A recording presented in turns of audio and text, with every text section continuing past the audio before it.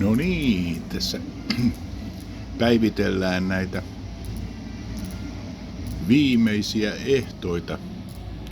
Vielä olisi niinku huominen koko päivä ja sunnuntaina pitäisi olla kotosalla. Että tässä on pikkusen pieni pätkä tätä Huahinin yöelämää, että kyllä se täällä on melkoista meininkiä, että pelit soi ja pensselit heiluu joka ehtoo.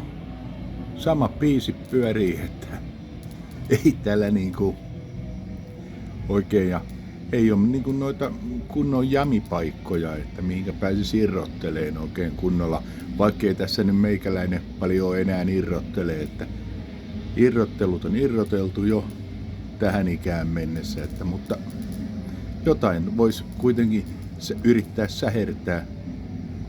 Jalat on aika lailla huonossa hapessa, kun on tullut käveltyä joka päivä pitkää lenkkiä ja no vastapainoksi on syöty oikein tukevasti näitä paikallisia antimia, että joka paikassa melkein on melko jäykkää toi eväs, että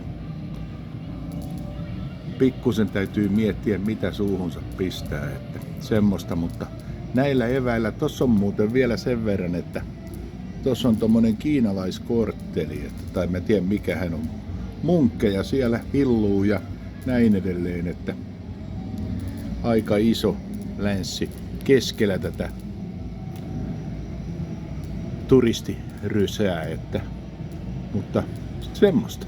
Kaattellaan ja ollaan taas kuulolla, kun ollaan kotosalla, että lopetan nämä päivitykset tähän, että ei muuta kuin ollaan kuulolla. Moi!